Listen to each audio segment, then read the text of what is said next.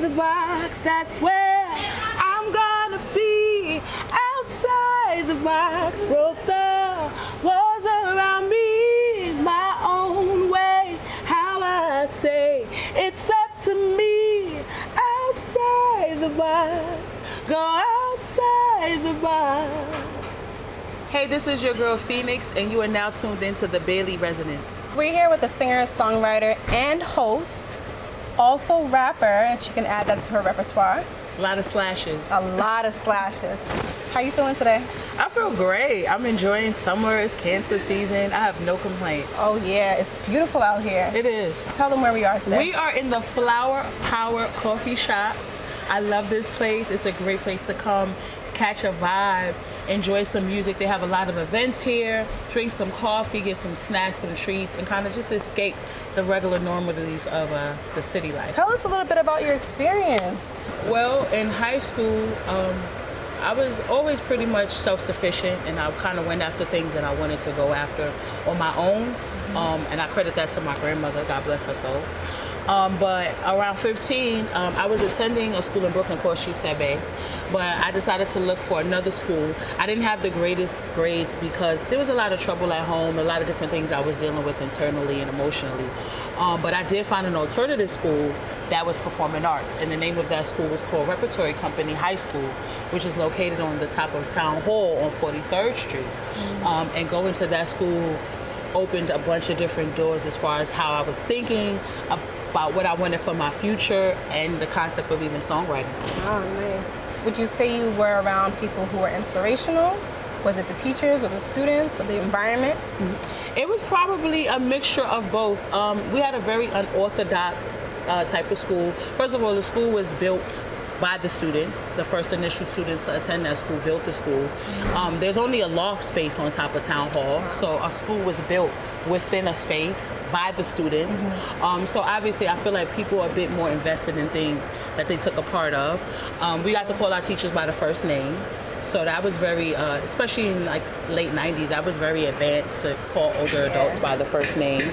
On top of us doing that, everybody was pretty much transplants from other amazingly dope, talented schools that they probably got kicked out of, like a LaGuardia and Performing Arts and Talented Unlimited, which Professional Performing Arts is where Alicia Keys went. So all of these different schools that people kind of got kicked out of or were having trouble. A lot of us were having trouble at home, either we were being abused or neglected, or, you know, it was kind of like Fame meets Dangerous Minds, to be very honest with you. But everybody was super talented, and everybody had more than one talent. So if you were there as a singer, it didn't mean you couldn't dance or act. You were there as an actress, it didn't mean you couldn't draw or you couldn't paint. So everybody was multi-talented, and then I met a really great friend of mine named Eddie, and that was my introduction into songwriting. Tell us about Eddie. Little Eddie right now is an amazingly famous songwriter. He's wrote for Charlie Wilson, Keke Palmer, all of the greats. He's also, I think, senior A&R over the UK's Got Talent, so he now lives in London as well. He works for everybody that's anybody, and he was a major influence in my life, took me into some of my first studios, the concept of background singing, all of those different things. I'm really grateful to him for that opportunity because it opened the door for me at a very young age to take my career seriously. Where did your early songs stem from? What kind of writing were you doing? Was it love songs? Was it emotional, painful songs? Well, as a songwriter, I was programmed and conditioned to just write whatever people wanted me to write or whatever that particular artist was looking for. So there was a weird transitioning for me as an artist because I didn't know what I wanted to say. And I am not a sex siren. I'm not a super hype person at the same token, but I have a big energy. So there was a bit of a challenge. I wrote a lot of songs for other people, and I wrote a lot of other songs that didn't really fit me on my journey. And then I finally arrived at Outside the Box and my other song, My Story. And those songs, and another song, Same Page, which I all ended up releasing. But those songs stood out to me the most as what I felt from the outside looking in, felt realistic for people to believe was me. What kind of music did you listen to? Oh, I listened to everything. I guess, again, that's another advantage, and used to be a disadvantage of being a songwriter, is that you're influenced by everything. So I listen from everything from Kiki Shears, who's a gospel artist, to Avril Lavigne, who's an alternative artist. So I'm influenced by so many different sounds and so many different things, which was another reason I wasn't necessarily gunning to be an artist, is because at that time it wasn't cool to be multi-genre. It wasn't cool to be all of these different things. It was like, you're confusing. What do you do? Like, we don't know what you do. And then, you know, luckily in the last 5 to 10 years, we have all these artists emerging who are incredible artists, who are fusion artists, and you never know what they're going to do. And I really accredit a lot of that to Rihanna, to be honest with you, with her just putting out Disturbia from the Rated R album, to her doing Pani DJ. Like, she started in like Caribbean kind of pop influence, and then she just merged, and then what now is like an alternative rock record. Yeah, she didn't limit herself. She didn't, but she also had an ear to, not an ear, but insight to where music was going, because at a certain time you had to be marketed a certain way. And being that she was a Bayesian artist, they marketed her for the Caribbean market. She and then took her power back as she became more successful, and she started to merge out. But there was a time where, like, if we don't get it as soon as you walk in the door, there's no space for you here. And I liked everything. So I almost felt like I would never have a place as an artist, because I didn't want to be one thing. Where have you carved a space now? I mean, your song Outside the Box speaks to not fitting within this cookie cutter style, right? But at the same token, you've carved a space in your community. How did you do that? I think just kind of affirming and reaffirming my message. A lot of the pretense of my career started because I didn't feel like people believed in me, and I didn't feel like people even had enough faith to trust the process. And that's really what I was asking for. I wasn't really expecting people to support out the gate, because you should prove yourself to people. And I feel like whether I know you or not, I should prove to you that I'm worth your $1.99 or your $2 on iTunes. But I wanted them to have some faith in me. And I feel like when I didn't see that, you know, we have these phases. So I had a phase where I was mad and I was angry and I was bitter. And why won't people support me? Especially when you feel like you put that forward to other people, you kind of want it back. But then it also became, you know, every time I succeeded at something, it became like, you know what, if I could get over this hurdle, I can get over the next hurdle. And I never know who's watching me. And who's watching me that I didn't know became more important than who I did know not believing in me. Because I wanted to prove to them, you know, if I could get over this little hurdle, you can get over that little hurdle, whatever that is. I don't care if it's construction work. I don't care if it's being a nurse. This is not only quantized to like being an artist or doing music. It means everything. You know what I mean? If you believe in yourself, even when you don't feel like other people believe in your vision, if you see it through and you remain consistent, you're gonna break ice. Do you think this is some of what keeps your audience growing, this inspirational part of you? It's motivational, it's showing people there's gonna be obstacles, but you're gonna get through it. Yes. What are your hopes for going forward? You know, how do you feel that you wanna impact the community and even those outside of your community? Okay, well, since I started to be an artist, I've been documenting a lot of the process.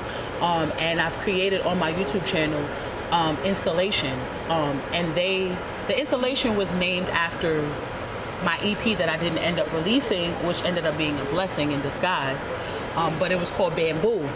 And the reason I chose this word bamboo is I was having a conversation with an old associate of mine, and she said to me, why don't you use the word bamboo? And I was like, well, why bamboo? And she said, well, it's a plant that takes 4 years to even sprout. But once it sprouts, it can go to a measurable height. So that means after 4 years, it could go 10 feet in a week. And I felt like it was such a great acronym. Well, not an acronym, it was a great analogy of my career. I have been doing this for so long, you know, and by the time people acknowledge it and see it, it's going to seem like it happened in a week or two, when this is really 10 years plus of work, of me grinding, of me staying consistent, of me trying things and them not working, and me gradually just building and building and building and building and showing people, even when everyone thinks you're washed up or it's over for you, if you don't think that, then nothing what other people says matters ever. So how can you give back to your audience? What kind of advice can you give those singers, those songwriters, those rappers, those artists as a whole who are coming from the space that you've come from, or even somewhere different, but they see a future, you know, what kind of advice can you really give back to them? Well, first I'll say, do it because you love it. Don't do it because you think it's gonna make you a lot of money. Don't do it because you think it's in style. Don't do it because you yet haven't found your purpose and you're trying to fill it with something. Do it because you love it. Because when you do something that you really love, you'll have the faith and the wisdom to understand that things may not always work when you want them to work, but they will work out. And also be fluid. Like, a lot of people have this tunnel vision, and tunnel vision can be great as far as motivation to be more than what you already are, as far as like in the world standpoint, because we're all somebody regardless. But being open, like, I started hosting because I suffer stage fright, and a lot of people probably would never believe that because of my personality. But I was a studio rat. I was more comfortable in the booth and comfortable in behind the scenes, hence why I decided to be a songwriter. But I suffered severe stage fright, and I knew that I was a great singer, but that it wasn't manifesting on stage. And so I said, what could I do that would help me stay on stage long periods of time without people understanding that it's making me severely uncomfortable? And so I said, let me be a host. Fast forward, I'm a booked host. It was never anything I wanted to pursue as a career. It wasn't something that I said, oh, this is gold. It's something I did to get over something else that opened doors for me and opened opportunities for me, because I was willing to go outside of myself and find a different route and a different way to do something. And singing background too. I sang background for almost 8 years. I was in a band. I sang for another singer named Yummy Bingham. I've sang with a lot of great artists who already had platforms, and instead of trying to use them as a scapegoat to get on their shows or their platform, I strictly sang background, and I was acknowledged. A lot of times I had Coco from SWV and Mila from 702 tell me I was a dope background singer. So like, when you're solidified and confident in what you do, you're still gonna shine. So like, everyone's gunning for the spotlight instead of fine-tuning themselves in the background and then coming out when they're ready. So timing is everything, you know. Pace yourself, be patient. Don't watch what other people are doing. Focus on your goals. That is my biggest piece of advice.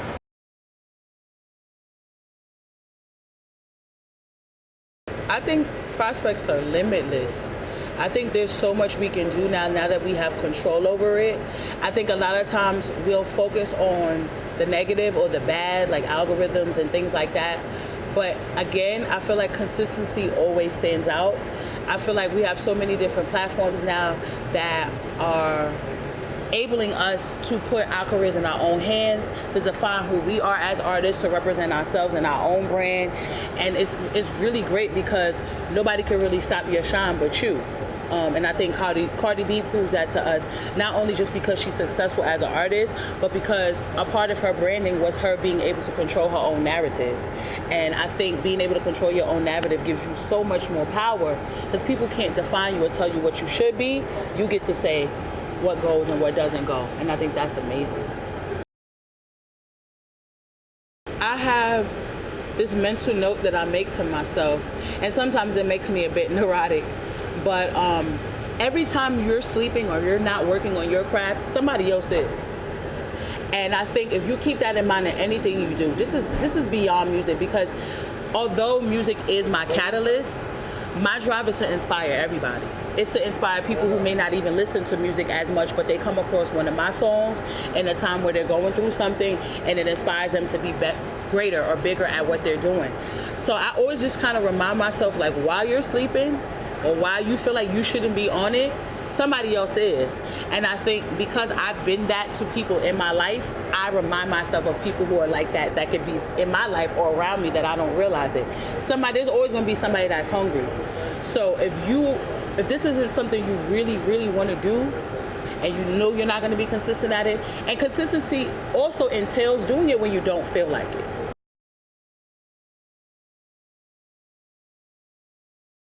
My Story and Outside the Box, to be exact, were the two songs I felt the most camaraderie with, only because, like I said, I was never going to be a sex siren. I was never going to be like a Beyonce. I've always been kind of the awkward one or the different one, and I wanted to celebrate that. I no longer wanted to feel a way about being different. My Story essentially was the most important song, because in the song I say, I figured out for me to grow, I had to let a lot of things go. And I'm still letting things go because it's a process. But like just dealing with issues of self-esteem, dealing with issues of like not feeling supported by the people that you love the most, those things can hold you back. They can either catapult you or they can hold you back. And sometimes they hold a lot of us back because we're more concerned with what other people think about us than what we think of ourselves. And so my story is literally that. But I know that it's a story that a lot of people relate to in their own way. So it's very liberating for me to do that song. I grew up a screw up. At least that's what everyone thought I'd be. Never believed in me, yeah. And every day I got up was just another day to be fake. So sad I regret it, going outside again.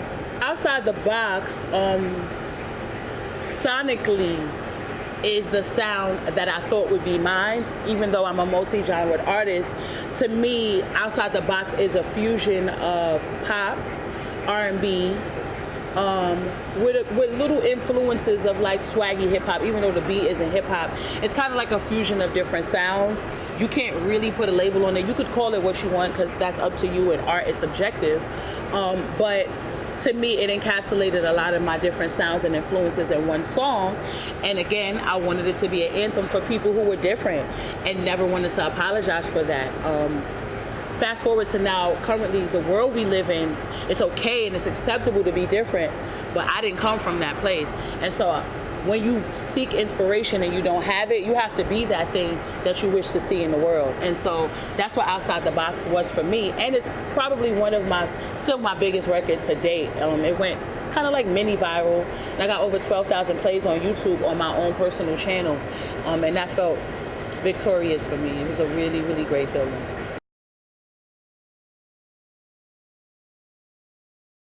I've always been the type to do my own thing.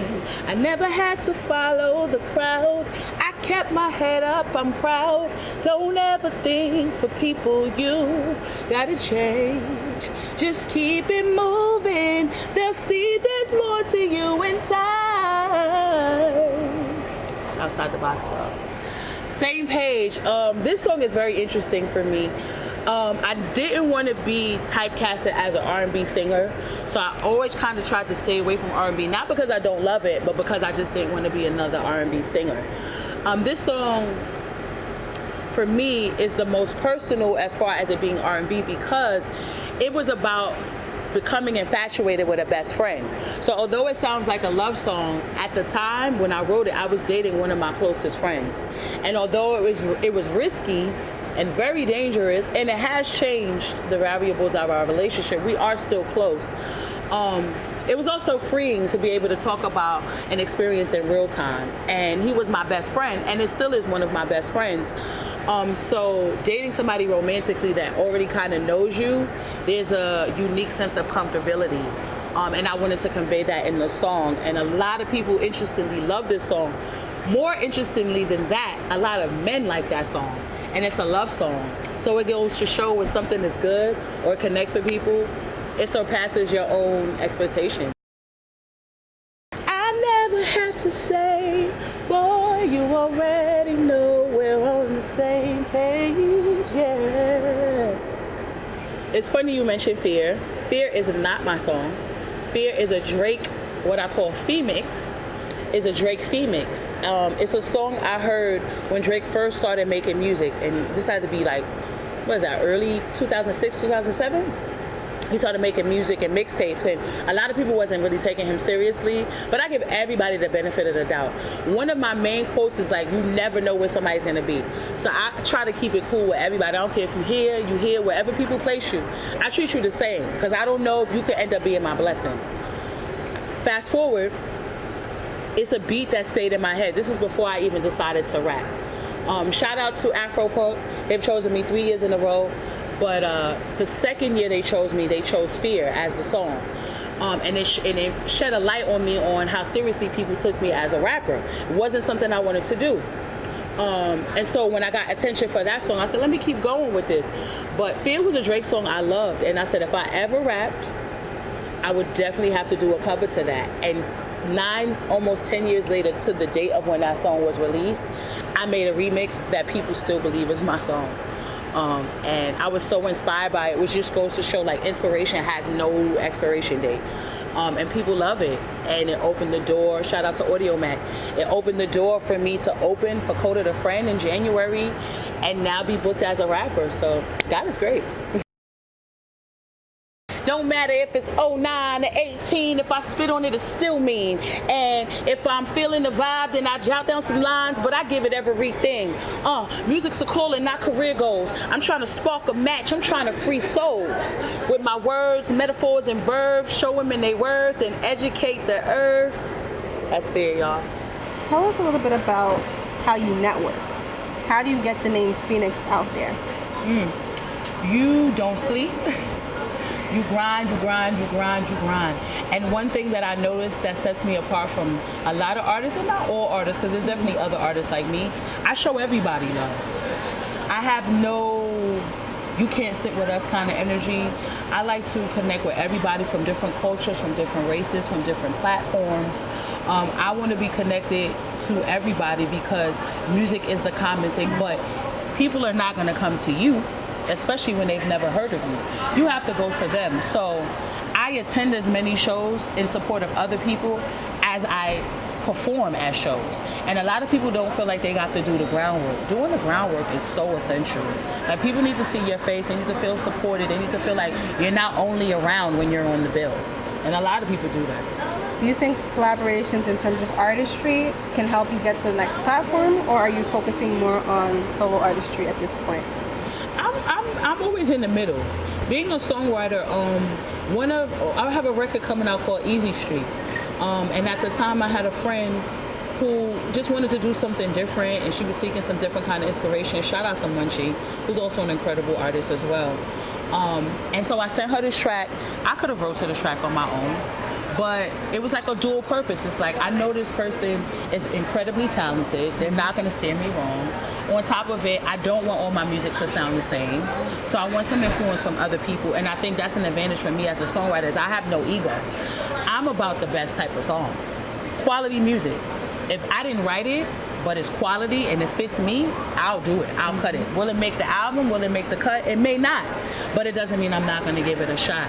And Easy Street, which will be coming out soon, is one of my greatest records that I've ever recorded. And I wouldn't change the process or anything about it. So I know you're working on a couple other things outside of just music. Yes. Do you want to tell your audience about that? Yes, I am, like I said before, my installations of my films is called Bamboo, the Rockumentary. Phoenixx Rocks, get it? Rockumentary. I would love for you guys to go subscribe to my YouTube channel and check that out.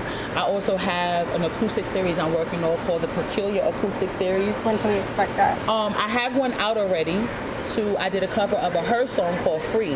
Now, what I will say is, and a lot of people say this about me, is I'm a B-side lover of music.